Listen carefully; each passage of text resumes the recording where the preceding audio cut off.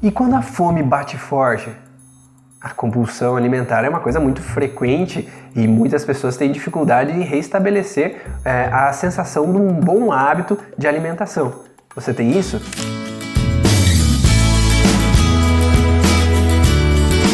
Meu nome é Ivan Bonal e eu sou idealizador do Congresso Internacional das Leis Biológicas. E hoje, falando um pouco sobre essa relação da compulsão alimentar, nós temos visto muitas vezes na relação das leis biológicas que é afetada uma região específica do pâncreas quando nós observamos fragilidades de compulsão alimentar.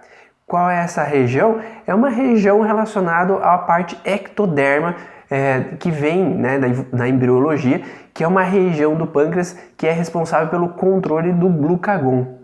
Essa região ela vai fazer com que, quando você tem alguma frustração relacionada a esse controle do glucagon, você irá ter então uma baixa do glucagon de início na fase de estresse dessa situação, dessa percepção, e ao mesmo tempo você vai diminuir então a glicemia do corpo.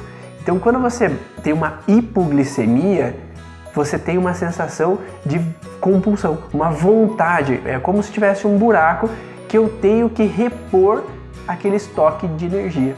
A glicose é essa energia que faz com que a gente tenha potência e força de agir nas situações do dia a dia. Mas quando isso pode diminuir? É quando você vive uma situação de ameaça, de perigo frontal, onde você se sente de alguma forma com uma repugnância, um desgosto ou um nojo perante uma situação que você vivenciou. Isso pode acontecer de diferentes maneiras. Você pode ter uma repugnância realmente a um alimento. Então, quando você come um alimento e vê ele como nojento, isso pode dar uma sensação de frustração e incômodo perante aquele alimento especificamente. Mas você pode ter nojo também com relação a alguma pessoa, uma repugnância a alguma pessoa.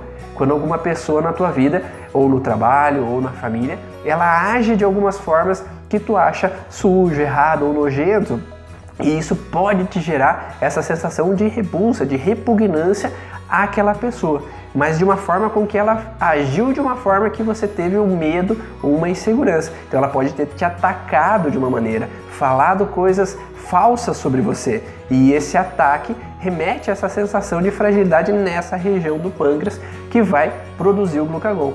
Então, por exemplo, se um homem e uma mulher casados, tem seus filhos, e esse homem ele decide se separar daquela parceira, mas aquela parceira não se dá por satisfeita com essa separação, ela fica incomodada, contrariada, com relação a isso. Então ela pode realmente falar coisas para aquele homem, confrontar aquele homem ou inventar coisas repugnantes com relação àquele homem. E aquele homem então pode agir de uma forma a entender que a atitude dela era nojenta, repugnante ou nessa relação de desgosto àquelas informações que ele ouviu. Então essa sensação de repugnância, ela pode gerar uma fragilidade então nessa região do glucagon.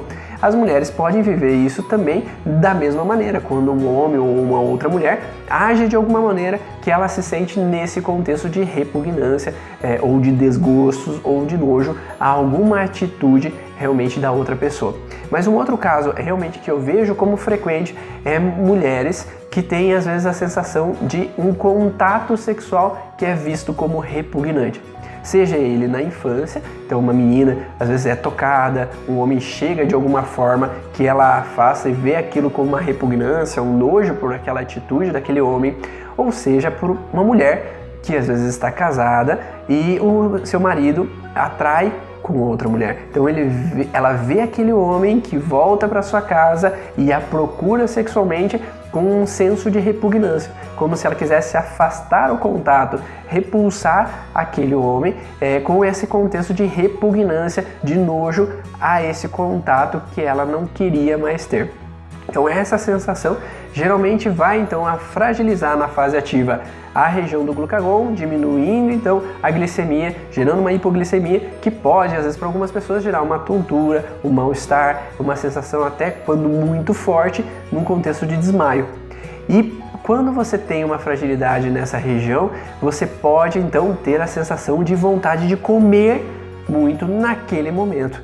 Então, por exemplo, geralmente a gente tem a base de que se o processo aconteceu, a repugnância aconteceu às 10 horas da noite, às vezes aquela mulher vai ter aquela sensação de compulsão geralmente próximo àquele horário. Porque o cérebro ele reativa o estresse, então ele relembra no inconsciente um momento que aconteceu a frustração e isso pode gerar uma fragilidade com relação a essa questão do glucagon. Então cada vez, todo dia quando chega naquele horário, você tem aquele sintoma naquela hora. Então você pode observar isso no teu dia a dia. Em qual momento você tem mais a compulsão? É mais às 3 horas da tarde? É mais à noite? Ou é mais de manhã quando eu acordo? Eu sinto às vezes aquela fraqueza, um tremor, uma moleza e eu tenho a vontade de comer alguma coisa porque eu tenho que preencher aquele vazio e às vezes aquilo acaba criando uma sensação realmente que eu não consigo parar de comer porque eu tenho que ter energia. Então esse contexto de repugnância é realmente uma forma de que eu possa comer para adquirir mais energia, mais glicose, para eu poder confrontar, me opor ou evitar de novo passar por essa sensação de perigo, ameaça frontal com esse senso de desgosto e repugnância. Você já teve essa sensação de ter esse vazio que você tem que comer e sem ter fim no alimento, tu tem que buscar na geladeira mais e mais coisas? Será que essas informações fizeram sentido para você?